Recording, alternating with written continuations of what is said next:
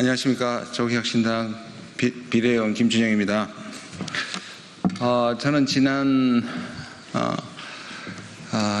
지난해 계속 우크라이나 파병권에 대해서 계속 문제 제기를 했었고 국정감사 때도 문제 제기를 했습니다. 윤석열 정부가 12월 3일 내란으로 인해서 하차하지 않았다면 끔찍한 일이 있었을 것이라고 생각을 합니다. 왜냐하면 끊임없이 외환 유치를 하려고 했고, 그리고 그 중에서도 우크라이나 파병, 그리고 무기 제공에 여러 가지 음모들과 실행들을 했던 것을 저는 알고 있습니다. 당시 공무상 우크라이나를 방문한 횟수가 무려 127회입니다. 우리나라 법에 의하면 유엔이 허락한 평화유지군과 동맹국인 미국이 아니라면 군인을 파견할 수 없습니다. 그것이 한 명이든 두 명이든 상관없습니다. 파병 불가입니다. 그런데 마치 EU 또는 나토를 방문하는 것처럼 가정하고 작년 한 해만 127회 우크라이나를 방문한 사실을 밝혀냈습니다. 제가 오늘 말씀드릴 건 또 심각합니다. 불법적으로 우크라이나의 무기를, 군사 장비를 제공했던 부분을 말씀드리고자 나왔습니다. 지금 외환죄와 관련해서 북한에 무인기를 날린 사실이 점점 사실로 드러나고 있습니다. 이 부분도 분명히 밝혀져야 하고 단죄되어야 할 것으로 생각합니다. 같이 함께 기자회견 하실 분들 소개하도록 하겠습니다. 조국혁신당의 백선희 의원님이십니다. 조국혁신당의 서상범 씨입니다. 그러면 기자회견을 낭독하도록 하겠습니다. 윤석열의 국가안보실이 국가안보를 농락했습니다. 윤석열 그는 내란 수괴가 아닙니다.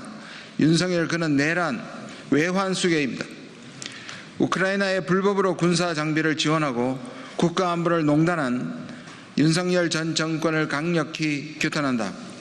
국방부는 우크라이나 원조 계약서 원본을 조속히 공개하라. 존경하는 국민 여러분, 오늘 우리는 윤석열 정권 당시 대한민국 국군에도 부족한 우리 군사 장비가 사실상 불법적으로 우크라이나에 무상 양도, 무상 원조된 충격적 사태를 국민 앞에 고발하고자 이 자리에 섰습니다. 지난 윤석열 정부는 23년 7월부터 24년 5월까지 우크라이나에 대해 장애물 개척 전차 등 17종 총 300억 원이 넘는 국군의 군사 장비를 무상 대여해 주었습니다. 그러나 우크라이나에 지원된 해당 장비 모두 우리 국군에도 턱없이 부족한 장비들로 확인되었습니다. 즉 국토방위를 위해 국군의 우선 보급 및 전력화되어야 하는 군사 장비들이 우크라이나에 불법으로 지원된 것입니다.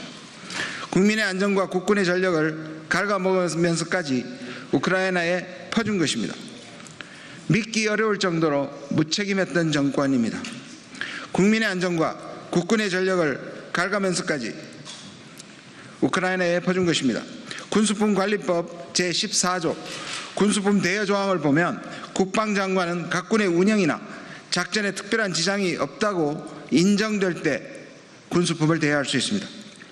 라고 명확하게 규정하고 있습니다.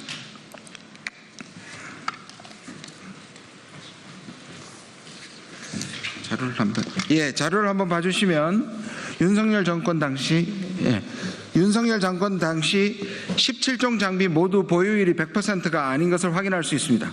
특히 이 중 장애물 개척 전차는 기동군단의 핵심 장비임에도 불구하고 예산이 부족하여 2027년에 보급 예정이었습니다. 이런 핵심 장비를 포함해 다양한 군사 장비들이 우크라이나에 지원된 것을 확인할 수 있습니다.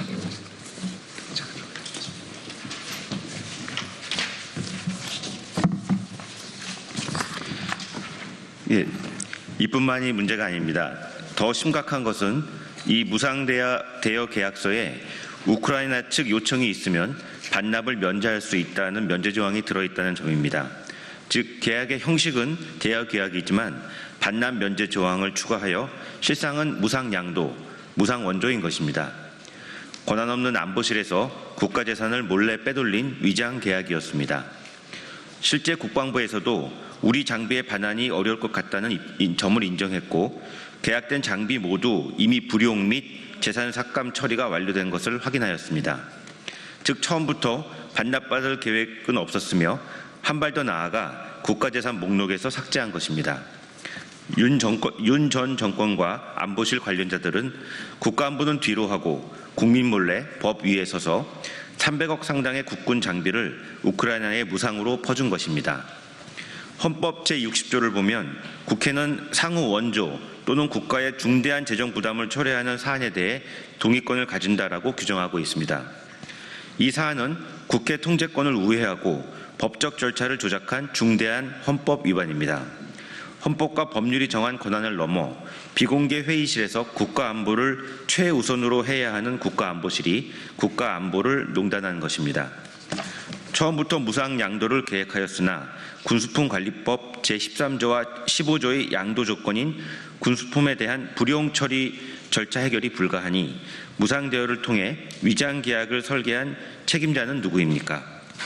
인도적 차원에서의 우크라이나 지원 마음으로는 이해할 수 있습니다. 그러나 어떤 법률이 그 근거가 되는 것입니까? 국가 차원의 모든 결정은 법률 안에서 결정되어야 하는 것이 아닙니까?